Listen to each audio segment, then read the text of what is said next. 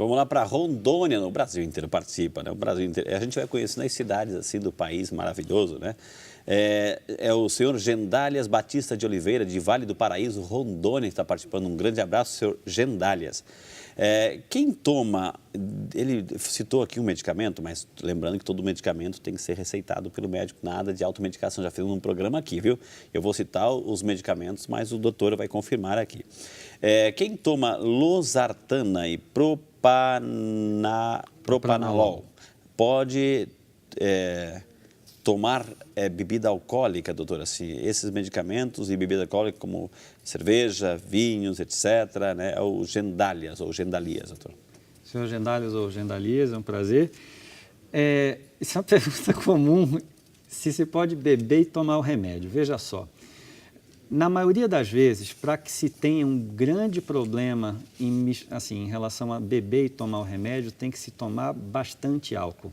Isso também não quer dizer que todo mundo deva sair bebendo por aí de maneira indiscriminada. Mas olha só, é muito pior não tomar o remédio e beber um pouco do que tomar o remédio e beber um pouco. Porque as pessoas ficam com essa cultura de... Repetindo, doutor, vamos lá. É muito mais importante você tomar o remédio e beber um pouco do que você não tomar o remédio. Isso é muito comum. O indivíduo tomei uma cerveja, vinho e não vou tomar. Eu vou para uma festa hoje, eu acho que eu vou tomar umas taças de vinho e uma cerveja. Aí eu não vou tomar o meu remédio. Isso não é bom. Toma, porque para que haja algum problema tem que ser uma dose muito grande de álcool. Claro que a pessoa também não deve exagerar. Mas veja, se vai lá, vai tomar sua cervejinha, toma alguma coisa assim, é muito melhor estar tomando o remédio regularmente, porque ele pelo menos vai estar mantendo sua pressão controlada. Na dúvida, toma só o remédio e deixa o álcool de lado. Essa é a nossa dica, viu? Olá, Frei Rinaldo, parabéns pelo programa, a sua bênção, Deus abençoe. Frei, eu sou aqui de Juazeiro do Norte, no Ceará, eu sou a Terezinha Batista Simões. Terezinha, um beijo para a senhora, muito obrigado por estar conosco, acompanhando aqui sempre o Vida e Saúde. Um beijo no seu coração, dona Terezinha. Frei, gostaria de saber do doutor o seguinte, se uma pessoa acorda de repente com aquela pancada forte no coração e cansada, meio sem fôlego, o que pode significar isso? Pergunta a nossa amiga Terezinha, doutor. A senhora é cardiologista, assim. Não, Terezinha, na verdade, várias coisas podem acontecer, tá? Muitas vezes está relacionado mais a um quadro de ansiedade, porém, se isso está ocorrendo com frequência e a senhora já tem alguns fatores de risco, por exemplo, diabetes, pressão alta, cigarro, é importante procurar um médico para avaliar. Então, se esse sintoma está importunando, é algo novo que a senhora não tem, a senhora não fez exames, passe no seu médico para pelo menos fazer uma avaliação para ver se está tudo em ordem. Aproveitando, doutor, existe relação entre insônia e hipertensão? Pessoas que não dormem bem tendem a ter pressão mais alta. E que quem dorme mal, isso é muito comum, especialmente indivíduos mais obesos, que têm uma situação chamada apneia do sono. Okay. Quem tem apneia do sono, ou seja, tem dificuldade, às vezes é uma pessoa que ronca muito, essas pessoas têm um controle de pressão pior, a pressão tende a ser mais alta e melhorando o sono, muitas vezes a pressão volta a melhorar também. Ele pediu para mandar um abraço para a família e amigos que moram em Santa Catarina, na cidade de Nova Veneza e Criciúma. Então, um abraço ao povo de Nova Veneza e Criciúma que está nos acompanhando. Então, estão todos aí assistindo o programa e parabenizando pelo programa. Quem participa é o nosso amigo Elisandro Rocha, doutor, assim, que ele disse, Frei, estou adorando o programa, eu não consigo ver um bule na minha frente, uma garrafa de café, que eu já vou logo tomando café. Gostaria de saber se tomar café demais, em demasia, aumenta a hipertensão, nosso amigo Elisandro, doutor. Elisandro, muito boa pergunta. O café, na verdade, o consumo, se você tomar café, você não deve medir a pressão até 15 minutos depois de tomar café. Isso aí é orientado, de maneira geral, para ser feito. Então, assim, a medida de pressão, o indivíduo não deve ter tomado café antes, porque ele pode aumentar um pouco a pressão. Mas quem é usuário crônico de café, geralmente esse efeito não é muito importante.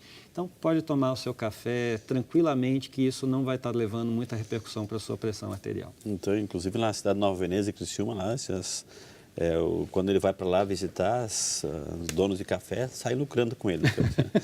Doutora, assim, a Marina Medeiros Vieira Osterne, de Bragança, lá no Pará. Um beijo, dona Marina. Deus abençoe a senhora. Muito obrigado por estar conosco. Ela pergunta, doutor, o senhor falou que o sal não é bom, mas existe sal próprio para hipertenso? Pergunta a nossa amiga Marina, doutor. Vai, dona Marina.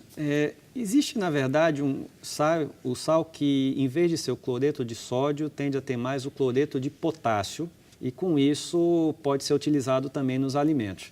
A questão é ver se a senhora vai gostar do gosto. Tem alguns indivíduos que não se sentem muito confortáveis com o paladar.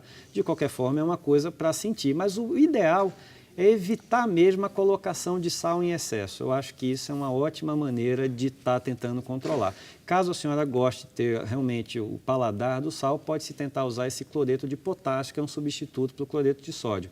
É sempre importante, porém, estar avaliando como está a função dos rins, porque se a gente comer muito potássio em excesso, ele pode se acumular no sangue também. Então, é só ter um pouco de cuidado com isso. O sal marinho, nem pensar. Sal marinho é uma possibilidade também, que seria uma alternativa, mas o mais eficaz é o cloreto de potássio. Doutor, aqui vamos lá para São João Nepomuceno, Minas Gerais, e quem representa a cidade é a nossa amiga Fernanda Paz. Deus te abençoe, Fernanda, muito obrigado por estar conosco representando a sua cidade. Existe algum cuidado que deve ser tomado no momento da aferição da pressão? Quem está mais propenso a ter hipertensão, o homem ou a mulher? Pergunta a nossa amiga Fernanda. Cuidados e quem sofre mais, doutor, o homem ou a mulher, ou já não existe essa diferença? Fernanda, na verdade, os homens tendem a ter mais pressão alta do que a mulher, embora à medida que chegue para lá dos 80 anos, 90 anos, isso tende a ficar igual. Mas nas idades anteriores, geralmente o homem tende a ter mais pressão alta do que a mulher. Tem que se ter cuidado com a medida de pressão? Sim, tem que ter muito cuidado.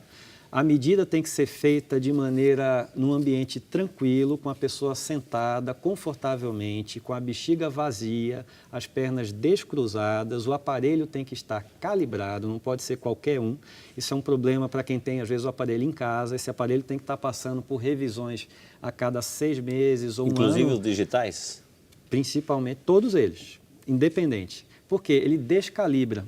Então, você tem que, a cada 6 meses a um ano, tem que estar fazendo revisões nesse aparelho para ver se ele está medindo corretamente. Um aspecto que é muito importante e que muitas vezes é negligenciado. O tamanho do braço, o diâmetro do braço pode influenciar a medida. Então, se você pega um indivíduo com um braço muito gordo e você colocar o manguito, né, aquela coisinha para medir a pressão, se você pegar o aparelho para medir, que é usado geralmente para magro, colocando num braço muito gordo, ele vai dar uma falsa medida elevada da pressão. Então, é muito importante que o aparelho que seja utilizado para medir a pressão, especialmente do indivíduo com um braço gordo, obeso, ou que faça musculação, por exemplo, esteja adequado ao seu diâmetro, porque isso pode levar, se você não colocar, a ter falsas medidas elevadas de pressão. Esse é o Vida e Saúde. Quantas informações importantíssimas e valiosíssimas estamos recebendo. Vamos chamar o intervalo, na sequência temos muito mais perguntas, participações e respostas para você. Quer saber? Não sai daí. A gente volta já, só para você. Você merece. Existe também um outro tabu que a gente, como médico, ouve muito constantemente dos pacientes, é se o organismo acostuma com o medicamento. Isso não existe. O que existe é que as pessoas envelhecem, as pessoas aumentam de peso, as pessoas diminuem sua atividade física e às vezes aquele medicamento que estava sendo suficiente para o controle da pressão arterial precisa ter um ajuste de dose ou precisa ser adicionada uma nova medicação, uma nova classe de terapia. Mas isso não é porque o organismo se acostumou com o medicamento, e sim por uma necessidade de ajuste para o adequado controle da pressão arterial.